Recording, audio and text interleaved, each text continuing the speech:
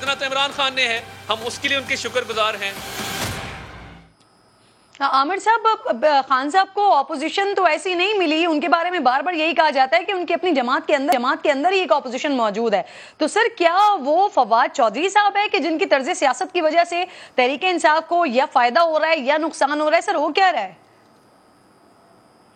نہیں, ابھی تو خیر فائدہ و نقصان کی منزل دور ہے. یہ بالکل آپ درست فرما رہی ہیں کہ دو مختلف خیالات ہیں میں اس کیس کے حوالے سے, کہ جناب ایک کہتے ہیں کہ معذرت کر لینی چاہیے, دوسرا کہتے ہیں کہ نہیں کرنی چاہیے. جو لوگ نہیں کہتے ہیں ان کا یہ کہ اگر ایک بار اعتراف کر لیا اور عدالت نے 5 منٹ کی بھی کنوکشن کر دی اور وہ زیادہ لے گی, تو پھر ظاہر ہے کہ عمران خان کا جو ایک الیکٹرل کیریئر ہے پبلک آفس ہولڈ کرنے کا, وہ جو ہے ڈاواڈول ہو جائے گا. تو ہوتا یہی ہے جب بھی آپ قانونی لڑائی لڑ رہے ہوتے ہیں جو ہے نا, یہ اس کیس کی پرٹیکولر معافی کی بات نہیں ہے.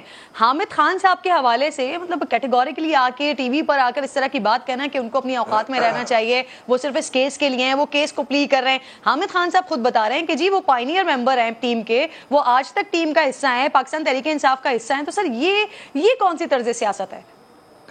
کنٹرڈکشنز دیکھیں, جو بھی بڑی پارٹیز ہوتی ہیں اس میں داخلی تضادات ہوتے ہیں. بالکل ویسے ہی داخلی تضاد ہے کہ جو اسحاق ڈار اور مفتاح اسماعیل کے درمیان ہے. مختلف الخیال لوگ ہیں, لیکن یہ بات ہے کہ اس وقت حامد خان جو ہیں وہ سٹیپ بیک کر گئے پی ٹی آئی سے. وہ ابھی ان کا ہم نے انٹرویو کیا تھا کچھ دن پہلے, تو اس میں انہوں نے خود فرمایا تھا کہ جی میں مطلب ہے کوئی میں عہدہ قبول نہیں کر رہا, کوئی ذمہ داری قبول نہیں کر رہا, میں ایک بطور آرڈنری ممبر کے کام کروں اور ان کے وکیل ہیں.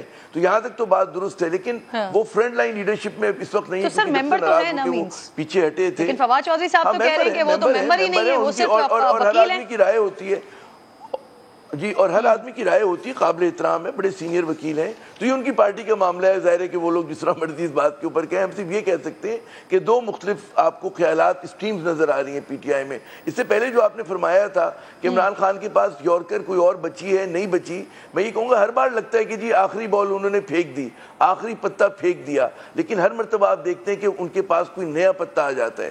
بات یہ کہ سیاست میں کبھی یہ نہیں ہوتا کہ 2020 کا میچ نہیں ہوتا کہ 10 اوور کے بعد جو ہے فیصلہ ہوگا یا 20 اوور کے بعد ہوگا. بات یہ ہمیں سمجھنی چاہیے کہ اس میں بہت سارے پینترے بدلے جاتے ہیں, آپ ابہام بھی رکھتے ہیں, آپ پیچھے بھی ہٹتے ہیں, آپ آگے بھی بڑھتے ہیں. تو عمران خان ان تمام چیزوں کو آزما رہے ہیں, اور کیونکہ اس وقت ان کے پاس ایک ٹیل ونڈ ان کے پاس ہے, پبلک سپورٹ ہے.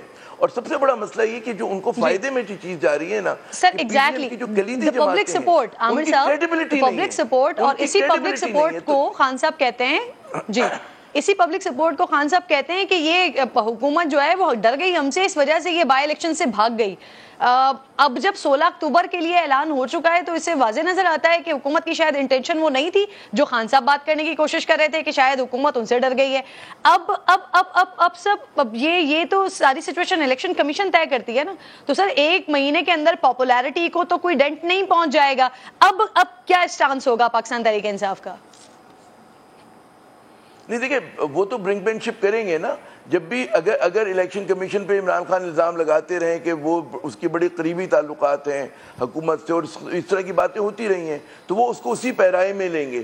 اور ظاہر ہے کہ جو اگر حزب اختلاف جس طرح کی پی ڈی ایم کی جماعتوں نے ان کے خلاف جو ہے حزب اختلاف کا کردار ادا کیا, تو وہ بھی اسی اس میں کوائن میں جواب دیں گے نا. تو یہ تو ہو نہیں سکتا کہ اگر ادھر سے کیسز بن رہے ہوں, ٹارچر ان کے لوگوں کو کیا جا رہا ہو, میڈیا کا گلا گھوٹا جا رہا ہو, وہاں پر جو ہے جھوٹے مقدمات بقول ان کے قائم کیے جا رہے ہوں, تو عمران خان اپنا دوسرا گال آگے کریں گے؟ بالکل نہیں کریں گے وہ. اور عمران خان کی طبیعت میں جاہریت ہے, وہ اگریسو, جب اسپورٹس مین تھے تب بھی اگریسو تھے اور بطور سیاستدان بھی اگریسو ہیں. آؤٹ آف دا مطلب بلو وہ بات کر دیتے ہیں, حکومت میں بھی وہ اپوزیشن ہی کرتے رہے ہیں. صحیح کہہ رہے ہیں عامر صاحب. اچھا نہال صاحب ایک آخری بات, 9 قومی اسمبلی کی نشستیں, جی